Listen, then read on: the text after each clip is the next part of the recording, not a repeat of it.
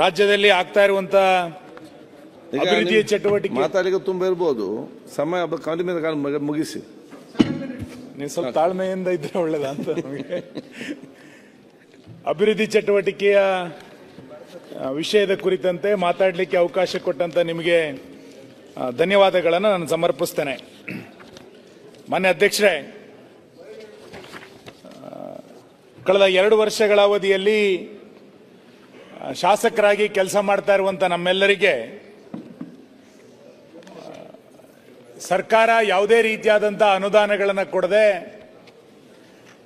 ಶಾಸಕರು ತಲೆ ಎತ್ತಿ ಓಡಾಡದಲೇ ಇರುವಂತಹ ಪರಿಸ್ಥಿತಿ ನಿರ್ಮಾಣ ಆಗಿದೆ ಎನ್ನುವಂಥದ್ದು ನಮ್ಮೆಲ್ಲರ ಗಮನದಲ್ಲಿ ಬಂದಿದೆ. ಮಾನ್ಯ ಮುಖ್ಯಮಂತ್ರಿಗಳು ಬಜೆಟ್ನಲ್ಲಿ ಒಂದು ಉಲ್ಲೇಖವನ್ನು ಮಾಡಿದ್ದಾರೆ. ಏನು ಅಂತಂದ್ರೆ, ಆ ಗಂಟಲು ಒಣಗಿದೆ, ತಕೋ ಈ ಬಂಗಾರದ ಸರಪಳಿ, ಬದಲಾಗಿ ಒಂದು ಗುಟುಕು ನೀರು ಕೊಡು, ವಿಲ್ಸನ್ ಕಟೀಲ್ ಅವ್ರದ್ದು ಹೇಳಿದ್ದನ್ನು ಒಂದು ಉಲ್ಲೇಖ ಮಾಡಿದ್ದಾರೆ. ನಾವೀಗ ಒಂದು ಗುಟುಕು ನೀರನ್ನ ಕೇಳ್ತಾ ಇರೋದು ಸರ್ಕಾರದ ಹತ್ರ. ಕಳೆದ 2 ವರ್ಷಗಳ ಅವಧಿಯಲ್ಲಿ ಯಾವುದೇ ರೀತಿಯಾದಂತಹ ಅಭಿವೃದ್ಧಿ ಚಟುವಟಿಕೆಯನ್ನು ಮಾಡದೆ ನಾವು ಅದನ್ನು ಮಾಡಿದೀವಿ ಇದನ್ನು ಮಾಡಿದೀವಿ ಅಂತೇಳಿ ಬಹಳ ದೊಡ್ಡ ಪ್ರಮಾಣದಲ್ಲಿ ಸರ್ಕಾರ ನಮ್ದು 2 ವರ್ಷದ ಸಾಧನಾ ಸಮಾವೇಶವನ್ನು ಕೂಡ ಮಾಡಿಬಿಡ್ತು. ಸೂ ಫ್ರಮ್ ಸೋ ಅನ್ನುವಂತ ಒಂದು ಪಿಕ್ಚರ್ ಬಹಳ ಪ್ರಸಿದ್ಧಿ. ಈಗ ಎಲ್ಲರೂ ಅದನ್ನು ಬಹಳ ಪ್ರಸಿದ್ಧಿಯಾಗಿ ತೆಗೆದುಕೊಂಡಿದ್ದಾರೆ. ನಾನು ಈ ಸರ್ಕಾರವನ್ನ ಬಿ ಫ್ರಮ್ ಸಿ ಅಂತ ಹೇಳ್ತೇನೆ, ಬೋಗಸ್ ಫ್ರಮ್ ಕಾಂಗ್ರೆಸ್ ಅಂತ. ಕಳೆದ 2 ವರ್ಷಗಳಲ್ಲಿ ಬೋಗಸ್ಗಳನ್ನು ಹೇಳಿದ್ದು ಬಿಟ್ರೆ ಬೇರೆ ಏನನ್ನೂ ಕೂಡ ಈ ಸರ್ಕಾರ ಮಾಡಲಿಲ್ಲ. ಮಾತಾಡಬೇಕಾದ್ರೆ ನಮ್ಮ ಸರ್ಕಾರ ಆ ರೀತಿ ಮಾಡಿದೆ, ನಮ್ದು ಹಂಗಿದೆ ಹಿಂಗಿದೆ ಅಂತ ಬಹಳ ಉದ್ದುದ್ದ ಭಾಷಣಗಳನ್ನ ಈ ಸರ್ಕಾರ ಮಾಡ್ತಾ ಬಂದಿದೆ. ನೀವೇ ಹೇಳಿದಿರಿ, ನನಗೆ ಉದ್ದ ಮಾತಾಡ್ಲಿಕ್ಕೆ ಹೋಗೋದಿಲ್ಲ. ನಿನ್ನೆ ಸಿಎ ರಿಪೋರ್ಟ್ ಅನ್ನ ಮಾನ್ಯ ಮುಖ್ಯಮಂತ್ರಿಗಳು ಸದನದಲ್ಲಿ ಮಂಡಿಸಿದ್ದಾರೆ. ಮಾನ್ಯ ಅಧ್ಯಕ್ಷರೇ, ಸಿಎ ರಿಪೋರ್ಟ್ ಅನ್ನ ನೋಡ್ಬಿಟ್ರೆ ಈ ಸರ್ಕಾರ ಯಾವ ದಿಕ್ಕಿನ ಕಡೆಗೆ ಸಾಗ್ತಾ ಇದೆ ಅನ್ನೋದನ್ನ ವಿರೋಧ ಪಕ್ಷ ಹೇಳುವಂತ ಅಗತ್ಯ ಇಲ್ಲ. ನಾವು ವಿರೋಧ ಪಕ್ಷದವರು ಟೀಕೆ ಮಾಡ್ತೀವಿ ಅಂತ ನೀವು ಹೇಳಿದ್ರೆ, ಸಿಎ ರಿಪೋರ್ಟ್ ಈ ಸರ್ಕಾರದ ಆರ್ಥಿಕ ಸ್ಥಿತಿಯನ್ನ, ಈ ಸರ್ಕಾರದ ದೂರದೃಷ್ಟಿಯ ಯೋಚನೆಗಳನ್ನ ಎಳೆ ಎಳೆಯಾಗಿ ಬಿಡಿಸಿದ್ದಾರೆ. ನಾನು ಅದನ್ನ 2 ಪ್ಯಾರ ಓದ್ತೇನೆ ಅಷ್ಟೇ. ಮಾನ್ಯ ಅಧ್ಯಕ್ಷರೇ, 2023-24ನೇ ಸಾಲಿನಲ್ಲಿ ರಾಜ್ಯದ ಸ್ವೀಕೃತಿಯು ಕಳೆದ ವರ್ಷಕ್ಕಿಂತ 1.86% ಬೆಳೆದರೆ ಅದರ ಖರ್ಚು 12.54% ಹೆಚ್ಚಾಗಿದೆ. ವೆಚ್ಚದ ಬೆಳವಣಿಗೆಯು ಮುಖ್ಯವಾಗಿ ಖಾತರಿ ಯೋಜನೆಗಳಿಂದಾಗಿತ್ತು. ಇದು 9,271 ಕೋಟಿ ರಾಜಸ್ವದ ಕೊರತೆಯಾಗಿದೆ ಅಂತ ಹೇಳ್ತಾ ಅವರು ಮುಂದೆ ಹೇಳ್ತಾರೆ, 2019ರ ಆರ್ಥಿಕ ಕುಸಿತದಿಂದ ಚೇತರಿಸಿಕೊಂಡ ನಂತರ ಈಗ 9,021 ಕೋಟಿ ರಾಜಸ್ವ ಕೊರತೆಯನ್ನ ಎದುರಿಸ್ತಾ ಇದೆ ಅಂತೇಳಿ ಸಿಎಜಿ ರಿಪೋರ್ಟ್ ನಲ್ಲಿ ಹೇಳ್ತಾರೆ. ಮಾನ್ಯ ಅಧ್ಯಕ್ಷರು ಅವರು ಮುಂದುವರೆದು ಹೇಳ್ತಾರೆ, ಡಾಕ್ಟರ್ ಲಮಾಣಿ ಅವರು ಮುಂದುವರೆದು ಏನ್ ಹೇಳ್ತಾರೆ ಅಂತ ಕೇಳಿದ್ರೆ, ಬರ್ಮಗೌಡ ಭಟ್, ಖಾತರಿ ಯೋಜನೆಗಳು ಮತ್ತು ಅದರಿಂದ ಉಂಟಾಗುವ ಕೊರತೆಗಳನ್ನು ನೀಗಿಸಲು ರಾಜ್ಯವು 63,000 ಕೋಟಿ ನಿವ್ವಳ ಮಾರುಕಟ್ಟೆ ಸಾಲವನ್ನು ಪಡೆದುಕೊಂಡಿತು. ಇದು ಕಳೆದ ವರ್ಷದ ನಿವ್ವಳ ಸಾಲಗಳಿಗಿಂತ 37,000 ಕೋಟಿ ಹೆಚ್ಚಾಗಿದೆ. ಇದು ಮುಂದಿನ ದಿನಗಳಲ್ಲಿ ಮರುಪಾವತಿ ಹೊರೆಯನ್ನು ಹೆಚ್ಚಿಸುವುದಲ್ಲದೆ ರಾಜ್ಯದ ಬಡ್ಡಿ ಹೊರೆಯನ್ನು ಅಗಾಧವಾಗಿ ಹೆಚ್ಚಿಸುತ್ತದೆ. 14 ಬಜೆಟ್ ಅನ್ನು ಮಂಡಿಸಿದಂತ ಮುಖ್ಯಮಂತ್ರಿಗಳ ರಾಜ್ಯ ಸರ್ಕಾರದ ಯೋಜನೆಯ ಬಗ್ಗೆ ಸಿಎಜಿನವರು ಹೇಳಿರುವಂತದ್ದು, ಇಂದಿನ ವರ್ಷಕ್ಕೆ ಹೋಲಿಸಿದರೆ ರಾಜ್ಯವು ಮೂಲಸೌಕರ್ಯಕ್ಕಾಗಿ ಬಂಡವಾಳ ವೆಚ್ಚವನ್ನು, ಇದು ಬಹಳ ಇಂಪಾರ್ಟೆಂಟ್, ನಾವೆಲ್ಲರೂ ಕೂಡ ಕೇಳ್ತಾ ಇರೋದು ಇದನ್ನೇ ಅಶೋಕ್, ಇಂದಿನ ವರ್ಷಕ್ಕೆ ಹೋಲಿಸಿದರೆ ರಾಜ್ಯವು ಮೂಲಸೌಕರ್ಯಕ್ಕಾಗಿ ಬಂಡವಾಳ ವೆಚ್ಚವನ್ನು ಸುಮಾರು 5,229 ಕೋಟಿಗಳಷ್ಟು ಕಡಿಮೆ ಮಾಡಿದೆ. ಇದು ಹಿಂದಿನ ವರ್ಷಕ್ಕೆ ಹೋಲಿಸಿದರೆ ಅಪೂರ್ಣ ಯೋಜನೆಗಳ ವೆಚ್ಚಗಳ ಮೇಲೆ 68% ಪರಿಣಾಮ ಬೀರುತ್ತದೆ. ಭವಿಷ್ಯದ ಬಗ್ಗೆ ಹೇಳ್ತಾ ಇರೋದವರು, ಒಟ್ಟು ಬಂಡವಾಳ ರಚನೆಯ ಈ ಸಂಕೋಚನವು ಭವಿಷ್ಯದ ಬೆಳವಣಿಗೆಯ ನಿರೀಕ್ಷೆಗಳಿಗೆ ಹಾನಿಕಾರಕವೆಂದು ಸಾಬೀತುಪಡುತ್ತದೆ. ಅವ್ರು ಹೇಳ್ತಾ ಇನ್ನು ಮುಂದುವರೆದು ಹೇಳ್ತಾರೆ, ಅಸ್ತಿತ್ವದಲ್ಲಿರುವ ಸಹಾಯಧನಗಳು, ಹಣಕಾಸು ನೆರವು ಅಥವಾ ಪ್ರಯೋಜನಗಳನ್ನು ತರ್ಕಬದ್ಧಗೊಳಿಸದೆ 5 ಖಾತರಿ ಯೋಜನೆಗಳ ಅನುಷ್ಠಾನವು ರಾಜ್ಯದ ಸಂಪನ್ಮೂಲಗಳ ಮೇಲೆ ಒತ್ತಡವನ್ನು ಉಂಟು ಮಾಡುತ್ತದೆ ಮತ್ತು ಈಗಾಗಲೇ ಚರ್ಚಿಸಿದಂತೆ ಹಣಕಾಸಿನ ಕೊರತೆ ಮತ್ತು ಸಾಲದ ಮಟ್ಟದ ಮೇಲೆ ಪ್ರಭಾವ ಬೀರುತ್ತದೆ ಅಂತೇಳಿ ಸಿಎಜಿ ರಿಪೋರ್ಟ್ ಈ ಸರ್ಕಾರದ ಬಗ್ಗೆ ಬಹಳ ಸುಂದರವಾಗಿ ಉಲ್ಲೇಖವನ್ನು ಮಾಡಿದೆ. ಮಾನ್ಯ ಅಧ್ಯಕ್ಷರೇ, ಒಂದು ರಾಜ್ಯ ಸರ್ಕಾರ ಯಾವುದಕ್ಕೆ ಆದ್ಯತೆಗಳನ್ನು ಕೊಡಬೇಕು ಅಂತೇಳಿ ಅರ್ಥ ಮಾಡಿಕೊಳ್ಳದೆ ಏಕಾಏಕಿಯಾಗಿ ಯೋಜನೆಗಳನ್ನು ರೂಪಿಸ್ಕೊಳ್ತಾ ದೂರಗಾಮಿಯಾದಂಥ ದೂರದೃಷ್ಟಿಯಾದಂಥ ಕಲ್ಪನೆಗಳಿಲ್ಲದೆ ಅನುದಾನಗಳನ್ನು ಕೊಡದೆ ರಾಜ್ಯದ ಅಭಿವೃದ್ಧಿ ಎಷ್ಟು ದೊಡ್ಡ ಪ್ರಮಾಣದಲ್ಲಿ ಹಿಂದೆ ಉಳಿದಿದೆ ಎನ್ನುವಂಥದ್ದು ಸಿಎಜಿ ರಿಪೋರ್ಟ್ನಲ್ಲೇ ಉಲ್ಲೇಖ ಮಾಡಿದ್ದಾರೆ. ಮಾನ್ಯ ಅಧ್ಯಕ್ಷರೇ, ನಾನು ಈ ಸರ್ಕಾರವನ್ನ ಇಲ್ಲಗಳ ಸರ್ಕಾರ ಅಂತ ಕರೀತೇನೆ. ಯಾಕೆ ಅಂತಂದ್ರೆ ಕಳೆದ 2 ವರ್ಷಗಳ ಅವಧಿಯಲ್ಲಿ ಯಾವುದೇ ಶಾಸಕರುಗಳಿಗೆ ರಸ್ತೆ ಇಲ್ಲ, ಸೇತುವೆ ಇಲ್ಲ, ಹೊಸ ಅಂಗನವಾಡಿ ಇಲ್ಲ, ಹೊಸ ಶಾಲಾ ಕೊಠಡಿ ಇಲ್ಲ, ಡ್ಯಾಮ್ಗಳಿಲ್ಲ, ನೀರಾವರಿ ಇಲ್ಲ, ಯಾವುದೂ ಇಲ್ಲ.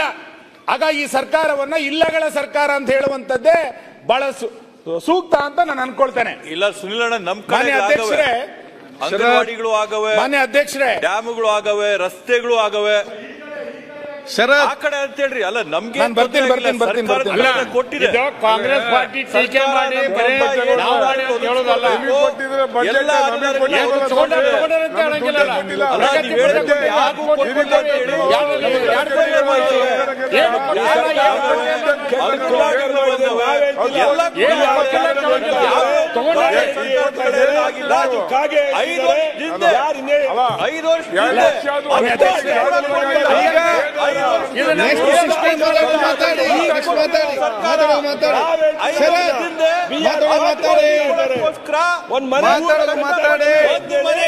ಈಗ ಬಾರಿ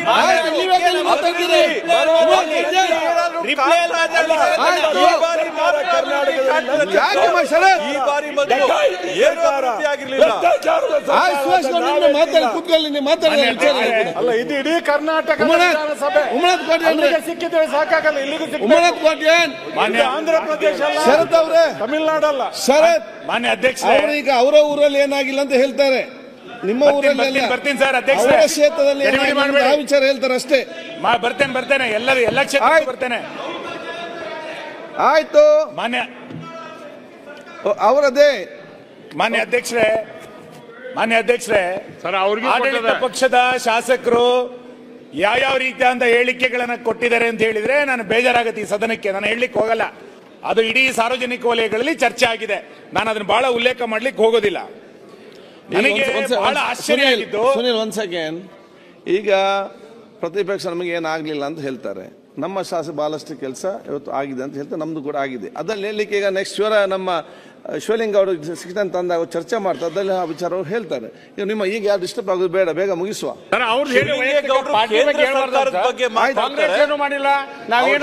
ಆಯ್ತವ್ರೆ, ಆಯ್ತು, ನೀವು ಮತ್ತೆ ಮಾತಾಡಿ, ನಿಮ್ಗೆ ಅವಕಾಶ ಮಾತಾಡಿ.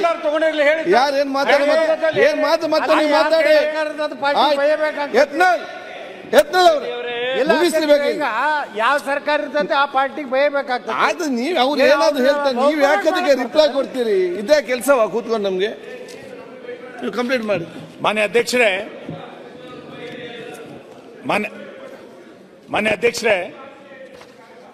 ನನಗೆ ಮಾತಾಡಬೇಡಿ. ಬಹುಶಃ ಇಲ್ಲಿ ಕೂತಿರುವಂತ ತುಂಬಾ ಜನ ಸೀನಿಯರ್ಸ್ ಇದ್ದಾರೆ. ಅಜಯ್ ಸಿಂಗ್, ಅಲ್ಲಿ ತುಂಬಾ ಚೇರ್ ಕಾಲಿದೆ, ಕೂತ್ಕೊಳ್ಳಿ. PWD ನಲ್ಲಿ ಈ ವರ್ಷ ಒಂದು ಅವಾಂತರ ಮಾಡ್ಕೊಂಡಿರೋದು 4,000 ಕೋಟಿಯನ್ನ ಅಪೆಂಡಿಕ್ಸ್ ಸಿ ನಲ್ಲಿ ಕೆಲಸ ತಗೊಳ್ಬೇಕು ಅಂತೇಳಿ ಎಲ್ಲ ಶಾಸಕರುಗಳ ಹತ್ರ ಪಟ್ಟಿ ತೆಗೆದುಕೊಂಡಿದ್ದಾರೆ. ಬಹಳ ಆಶ್ಚರ್ಯ, ಮೊದಲನೇ ಬಾರಿ ಕರ್ನಾಟಕದಲ್ಲಿ ನಬಾರ್ಡ್ ಯೋಜನೆಗೆ 700 ಕೋಟಿ ರೂಪಾಯಿಯನ್ನ ಸರ್ಕಾರ ತೆಗೆದುಕೊಳ್ಳುತ್ತೆ. ನಾವೆಲ್ಲ ಅನ್ಕೊಂಡಿದ್ವಿ ನಬಾರ್ಡ್ ಯೋಜನೆ ಅಂತಂದಾಗ ಬೇರೆ ಬೇರೆ ಹೆಸರುಗಳನ್ನ ಎಲ್ಲ ಶಾಸಕರುಗಳನ್ನ ತೆಗೆದುಕೊಂಡು ಬರ್ತಾರೆ ಅಂತ ಅನ್ಕೊಂಡಿದ್ವಿ, ಪಟ್ಟಿಗಳನ್ನ ಕೊಡಕ್ ರೆಡಿ ಆಗಿದ್ವಿ. ಈಗ ನೋಡಿದ್ರೆ ಗೊತ್ತಾಗ್ತಾ ಇದೆ 700 ಕೋಟಿ ರೂಪಾಯಿಯನ್ನ ಅಪೆಂಡಿಕ್ಸ್ ಸಿ ಗೆ ಅಡ್ಜಸ್ಟ್ ಮಾಡುವಂತ ಪ್ರಯತ್ನವನ್ನ ಮಾಡಿದ್ ಒಂದಲ್ದಲೆ ಇಲ್ಲಿಯ ತನಕ ಅಪೆಂಡಿಕ್ಸ್ ಸಿ ಯೋಜನೆಯ ಕಾಮಗಾರಿಗಳನ್ನ ನಬಾರ್ಡಿಗೆ ಅಡ್ಜಸ್ಟ್ ಮಾಡಿದ್ದೆ ನಾವು ನೋಡ್ಲೇ ಇಲ್ಲ. ಮೊದಲ ಬಾರಿ ಮಾಡಿದ್ದಾರೆ. ಎರಡನೇದು ನಿಮ್ಮ ಹತ್ರ ಬರೋದು ನಬಾರ್ಡ್ ಯೋಜನೆಯಲ್ಲಿ 240 ಕೋಟಿ ರೂಪಾಯಿಯನ್ನ ನಿಮ್ಮ ಕ್ಷೇತ್ರದ ಒಂದು ಬ್ರಿಡ್ಜಿಗೆ ಕೊಟ್ಟಿದ್ದಾರೆ. ಉಳಿದ ಯಾರಿಗೂ ಏನನ್ನೂ ಕೊಡ್ಲಿಲ್ಲ. ಅಂದ್ರೆ ಉಳಿದವರು ಎಲ್ಲರಿಗೂ ಕೊಡಬಹುದಾಗಿತ್ತು. ನಿಮಗೆ ಕೊಟ್ಟಿದ್ದಕ್ಕೆ ಬಗ್ಗೆ ಬೇಜಾರಿಲ್ಲ. ಸರ್ಕಾರದ ಯಾವ್ದಾದ್ರು ನಿಮ್ಮ ರಾಜ್ಯದ ಬೊಕ್ಕಸದಿಂದ ನಿಮಗೆ ಕೊಡಬಹುದಾಗಿತ್ತು 240 ಕೋಟಿಯನ್ನ. ನಾನು ಶಬಾಸ್ಗಿರಿ ಹೇಳ್ತಾ ಇದ್ದೆ. ಇಡೀ ರಾಜ್ಯದ ಎಲ್ಲ ಶಾಸಕರಿಗೆ ಕೊಡಬೇಕಾದಂತ ನಬಾರ್ಡ್ ಯೋಜನೆ ನಡಿನಲ್ಲಿ ನಿಮ್ ಕ್ಷೇತ್ರದ ಒಂದು ಬ್ರಿಡ್ಜಿಗೆ 240 ಕೋಟಿ ರೂಪಾಯಿ ಕೊಟ್ರೆ ಉಳಿದ ಶಾಸಕರು ಎಲ್ಲಿಗೆ ಹೋಗ್ಬೇಕು? ನಿಮ್ಗೆ ಯಾಕೆ ಕೊಟ್ಟಿತ್ತು? ಅಂದ್ರೆ 700 ಕೋಟಿ ರೂಪಾಯಿನ ಒಂದು ಕಡೆ ಅಪೆಂಡಿಕ್ಸ್ ಗೆ ಅಡ್ಜಸ್ಟ್ ಮಾಡಿದ್ರಿ. ಅಪೆಂಡಿಕ್ಸ್ ಸಿ ನಲ್ಲಿ ನಿಮ್ ಬಜೆಟ್ ನಲ್ಲಿ 4,000 ಕೋಟಿ ಅಂತ ತೋರಿಸ್ತೀರಿ. ಅದರಲ್ಲಿ 700 ಕೋಟಿ ರೂಪಾಯಿನ ನಬಾರ್ಡಿಗೆ ಅಡ್ಜಸ್ಟ್ ಮಾಡ್ತಾ ಇದ್ದೀರಿ. ಇನ್ನ ಯಾವ್ದೋ ಒಂದು ಯೋಜನೆಗೆ ನಿಮ್ ಬ್ರಿಡ್ಜ್ ಕೊಟ್ಟು ಉಳಿದ ಶಾಸಕರುಗಳು 2 ವರ್ಷ ನಬಾರ್ಡಿನ ಕಡೆ ನೋಡದಲ್ಲೇ ಇರುವಂತ ಪರಿಸ್ಥಿತಿಯನ್ನ ಈ ರಾಜ್ಯ ಸರ್ಕಾರ ಇವತ್ತು ತಂದಿಟ್ಟಿದೆ. ಇದ್ರ ಬಗ್ಗೆ ಆಗಿಲ್ಲ. ಇದು ನನ್ನ ಕ್ಷೇತ್ರಕ್ಕೆ ಅಂತ ಹೇಳಿ ನನಗೆಲ್ಲ ಅದು ಮಂಗಳೂರು ನಗರಕ್ಕೆ ಪ್ರಯೋಜನ ಆಗ್ತದೆ. ಅಲ್ಲಿ ಜನ ವಾಹನ ಕಡಿಮೆ ಆಗ್ತದೆ ಮತ್ತು ಆಕ್ಸಿಡೆಂಟ್ ಆದ ಆಲ್ಟರ್ನೇಟ್ ಬ್ರಿಡ್ಜ್ ಆಗ್ತದೆ ಅಂತ ಹೇಳಿ ಕೊಟ್ಟಂತ. ನಾನು ಒಂದು ನಿಮಿಷ ಅಲ್ಲ, ಸ್ಪೀಕರ್ ಇಡೀ ಮಂಗಳೂರು ಭಾಗಕ್ಕೆ ಒಂದು ಬ್ರಿಡ್ಜಿಗೆ ದುಡ್ಡು ಹಾಕ್ಸಿದ್ದಾರೆ ಅಂತ ನೀನು ವಿರೋಧ ಮಾಡ್ತೀಯಲ್ಲಪ್ಪ. ಸರ್ಕಾರನ ಚೆನ್ನಾಗಿ ಬಯಸ್ತಾವ್ರೆ. ಆದ್ರೂ ನೀವು ಬಿಡಲ್ವಲ್ಲ. ಅವ್ರಿಗೆ ಟ್ಯಾಕ್ಸ್ ಹೇಳ್ಬೇಕು. 50 ಜನ ಇತಿಹಾಸ ಮಾತಾಡ್ಸಿದ್ರೆ ವಿರೋಧ ಪಕ್ಷದವ್ರನ್ನ ಒಂದು ನಿಯಮಾವಳಿ ತಂದ್ರೆ 4 ಜನ 5 ಜನ ಕೊಡೋದು ಅವಕಾಶ ನಾನು 20 ವರ್ಷದಿಂದ ಕೂತಿದ್ದೇನೆ. ನಿಮ್ಗೆಲ್ಲಾ ಮಾತಾಡ್ಸ್ಯಾರೆ. ಆದ್ರೂ ನೀವು ಅವ್ರನ್ನ ಅವ್ರನ್ನೂ ಬಿಡಲ್ವಲ್ಲ. ನೀವು ಟೀಕೆ ಮಾಡೋದು. ನಾನು ಟೀಕೆ ಮಾಡ್ಲಿಲ್ಲ. ಬುದ್ಧಿ ನೀವು ಕುತ್ಕೊಳ್ಳಿ ಸರ್. ನಾನು ನಮ್ಮ ಜಿಲ್ಲೆಗೆ ನಿಮ್ ಮುಖಾಂತರ ಬ್ರಿಡ್ಜ್ ಬಂದಿದ್ದಕ್ಕೆ ನಾನು ಆಕ್ಷೇಪ ಎತ್ತಲಿಲ್ಲ. ನಾನು ಹೇಳ್ತಾ ಇರೋದು ಸರ್ಕಾರಕ್ಕೆ ಕಳಕಳಿ ಇದ್ದಿದ್ರೆ ಅಪೆಂಡಿಕ್ಸ್ ಸಿ ನಲ್ಲಿ 240 ಕೋಟಿ ರೂಪಾಯಿನ ಕೊಡಬಹುದಿತ್ತು. ನಬಾರ್ಡ್ ನಲ್ಲಿ ಕೊಟ್ಟು ಉಳಿದ ಶಾಸಕರಿಗೆ ಕೊಡಬೇಕಾದಂತ ಅನುದಾನಗಳನ್ನ ಒಂದು ಬ್ರಿಡ್ಜ್ ನಲ್ಲಿ ಕಿತ್ಕೊಂಡ್ರಿ ಅಂತ ನನ್ನ ಆಕ್ಷೇಪ ಅಷ್ಟೇ. ಅದ್ರ ಬಗ್ಗೆ ಅಷ್ಟೇ, ಉಳಿದೇನಿಲ್ಲ. ಅದಕ್ಕೆ ಸ್ಪೀಕರ್ ಆಗಬೇಕು. ಅದಕ್ಕೆ ಗೊತ್ತಾಯ್ತು. ಮಾನ್ಯ ಅಧ್ಯಕ್ಷರೇ, ನಾನೀಗ ಎಲ್ಲ ಪಟ್ಟಿಗಳನ್ನ ನೋಡ್ತಾ ಹೋದ್ರೆ ನಿಮಗೆ ಬಹಳ ಆಶ್ಚರ್ಯ ಆಗುತ್ತೆ ಮತ್ತೆ ಅದು ಸುಮ್ಮನೆ ಮಾತಿಗೆ ಮಾತು ಬೆಳೆಯುತ್ತೆ. PWDನವರು ಮಾನ್ಯ ವಿರೋಧ ಪಕ್ಷದ ನಾಯಕರು ಕೇಳುವಂತ ಪ್ರಶ್ನೆಗೆ ಉತ್ತರ ಕೊಟ್ಟಿದ್ದಾರೆ. ರಾಜ್ಯದಲ್ಲಿ ನಿರ್ಮಾಣ ಮಾಡಿರುವ ಹಾಗೂ ಡಾಂಬರೀಕರಣ ಮಾಡಿರುವ ರಾಜ್ಯ ಹೆದ್ದಾರಿಗಳ ಮುಖ್ಯ ರಸ್ತೆಗಳ ವಿವರಗಳು ಅಂತ ಸುಮ್ಮನೆ ಓದ್ತೇನೆ. ಹುಬ್ಬಳ್ಳಿ ನಿರ್ಮಾಣ ಮಾಡಿರುವಂತಹ ರಸ್ತೆಗಳು 00, ಬಳಕೆಗೆ ಯೋಗ್ಯ ರಸ್ತೆಗಳು 00, ನಿರ್ಮಾಣ ಮಾಡಿರುವ ಹುದ್ದೆ 00, ನವಲಗುಂದ 00, ಗದಗ್ 00, ಮುಂಡರಗಿ 00, ನರಗುಂದ 00, ಹಾವೇರಿ 00, ಹಿರೇಕೆರೂರು 00. ಎಷ್ಟು 0 ಹೋಗ್ಲಿ ಸರ್? ನಾನು ಯಾವ ತಾಲೂಕುಗಳಲ್ಲೂ ಕೂಡ ಹೊಸ ರಸ್ತೆ ನಿರ್ಮಾಣ ಮಾಡುವಂತ ಪ್ರಯತ್ನವನ್ನ ಈ ಸರ್ಕಾರ ಮಾಡಲೇ ಇಲ್ಲ ಅನ್ನುವಂಥದ್ದು ನಮ್ಮ ಆಕ್ಷೇಪಣೆ ಇರುವಂತದ್ದು. ಹಾಗಾಗಿ ಬಜೆಟ್ ನಲ್ಲಿ ಒಂದು ಗುಟುಕ ನೀರು ಕೊಡು ಅಂತೇಳಿ ಏನು ಮುಖ್ಯಮಂತ್ರಿಗಳು ಉಲ್ಲೇಖ ಮಾಡಿದ್ರು. ನಾವೀಗೆಲ್ಲ ಶಾಸಕರು ಕೇಳ್ತಾ ಇರೋದು, ದಯಮಾಡಿ ಈ ಸರ್ಕಾರ ಈ ಮುಖ್ಯಮಂತ್ರಿ ಇರಬೇಕಾದ್ರೆ ನಮಗೆ ಅನುದಾನ ಕೊಡ್ತಿರೋ ಅಥವಾ ನವೆಂಬರ್ ನಂತರ ಬರುವಂತ ಮುಖ್ಯಮಂತ್ರಿಯಿಂದ ಅನುದಾನ ಕೊಡ್ತಿರೋ ಅನ್ನುವಂಥದ್ದನ್ನಾದ್ರೂ ಕೂಡ ನಾವು ಮಾಡಬೇಕು. ನವೆಂಬರ್ ಕ್ರಾಂತಿಯ ನಂತರ ಈಗಲೇ ಕೊಡ್ತಿರೋ ಅಂತ ನಮಗೆ ಹೇಳಿದ್ರೆ ನಮ್ಗೆ ಸ್ವಲ್ಪ ಸುಲಭ ಆಗ್ತದೆ ಮಾಡ್ಲಿಕ್ಕೆ.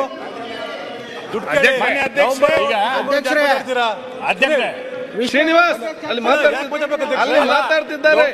ಸಚಿವರಿಗೆ ದುಡ್ಡು ಕೊಟ್ಟಾರ 0-0 ಅನ್ನಲ್ಲ.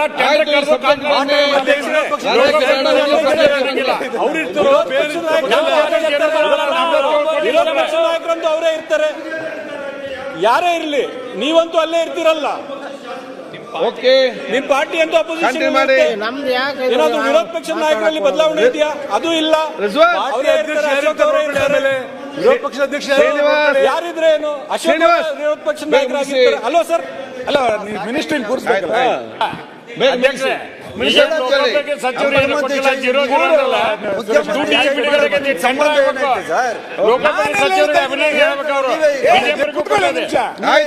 ಈಗ ಮಾನ್ಯ ಅಧ್ಯಕ್ಷರೇ, ಮಾನ್ಯ ಅಧ್ಯಕ್ಷರೇ, ಬೇಡ ನಾನು ರಾಜಕಾರಣ ಮಾತಾಡಬಾರ್ದು. ಮಾನ್ಯ ಅಧ್ಯಕ್ಷರೇ, RDPR ನಲ್ಲಿ ನಾವೆಲ್ಲ ಗ್ರಾಮೀಣ ಪ್ರದೇಶದ ಶಾಸಕರು, ನನ್ನಂತೆ 10 ಜನ ಗ್ರಾಮೀಣ ಪ್ರದೇಶ ಶಾಸಕರಿದ್ದಾರೆ. ಗ್ರಾಮೀಣ ಪ್ರದೇಶದ ರಸ್ತೆಗಳಿಗೆ ಈ ಸರ್ಕಾರ ಮಣ್ಣು ಹಾಕ್ಲಿಕ್ಕೆ ದುಡ್ಡು ಕೊಡ್ಲಿಲ್ಲ. ಇನ್ನು ನಮಗೆ ಈ ವರ್ಷ ಹಿಂಗಾಗಿದೆ ಅಂತಂದ್ರೆ ರಸ್ತೆನಲ್ಲಿ ಗುಂಡಿ ಹುಡುಕ್ಬೇಕಾ, ಗುಂಡಿಯಲ್ಲಿ ರಸ್ತೆ ಹುಡುಕ್ಬೇಕಾ ಗೊತ್ತಿಲ್ಲ, ಆ ಪರಿಸ್ಥಿತಿ ಇದೀವಿ. ಯಾವ ರಸ್ತೆಗಳಲ್ಲಿ ಹೋಗುವಂತ ಪರಿಸ್ಥಿತಿ ಇಲ್ಲ. ಕಳೆದ 2 ವರ್ಷಗಳ ಅವಧಿಯಲ್ಲಿ ಒಂದೇ ಒಂದು ರಸ್ತೆಯನ್ನ ನಿರ್ವಹಣೆ ಮಾಡ್ಲಿಕ್ಕಾಗದೆ, 1 ಕಿಲೋಮೀಟರ್ ಹೊಸ ರಸ್ತೆಯನ್ನ ನಿರ್ಮಾಣ ಮಾಡ್ಲಿಕ್ಕಾಗದೆ ಶಾಸಕರುಗಳು ಹೇಗೆ ಕ್ಷೇತ್ರದಲ್ಲಿ ಓಡಾಟ ಮಾಡೋದು? ಯಾವುದಕ್ಕೆ ಅನುದಾನ ಕೊಡ್ತೀವಿ ಅಂತ ಕೇಳ್ತಾ ಇದ್ದಾರೆ ಜನ. ಇಂಥ ಪರಿಸ್ಥಿತಿನಲ್ಲಿ ನಾವೆಲ್ಲ ಶಾಸಕರು ಒಂದು ನಿಯಮಾವಳಿಗಳನ್ನು ತಗೊಬಂದು ಚರ್ಚೆ ಮಾಡುವಂತ ಪರಿಸ್ಥಿತಿ ಯಾಕೆ ಸರ್ಕಾರಕ್ಕೆ ಬಂತು? ನೀವು ಗ್ಯಾರಂಟಿ ಯೋಜನೆಗಳೇ ಅಭಿವೃದ್ಧಿ ಅಂತ ಹೇಳ್ಕೊಳ್ತಾ ಉಳಿದ ಎಲ್ಲ ಚಟುವಟಿಕೆಗಳನ್ನ ಗಾಳಿಗೆ ತೂರಿ ಇವತ್ತು ಒಟ್ಟಾರೆ ಏನ್ ಬೇಕಾದ್ರೂ ನಡೆಯುತ್ತೆ, ಬಹುಮತ ಇದೆ ಅನ್ನೋ ಕಾರಣಕ್ಕೋಸ್ಕರ ನಡೆಯುತ್ತೆ ಅಂತ ಆಗ್ಲಿಕ್ಕೆ ಸಾಧ್ಯ ಇಲ್ಲ. ನಿಶ್ಚಿತವಾಗಿ ಅನುದಾನಗಳನ್ನು ಕೊಟ್ರೆ ರಾಜ್ಯದ ಜನ ನಿಮಗೆ ಗೌರವಿಸ್ತಾರೆ, ಶಾಸಕರುಗಳಿಗೂ ಕೂಡ ಒಂದು ಗೌರವ ಬರಲಿಕ್ಕೆ ಸಾಧ್ಯ ಆಗುತ್ತೆ.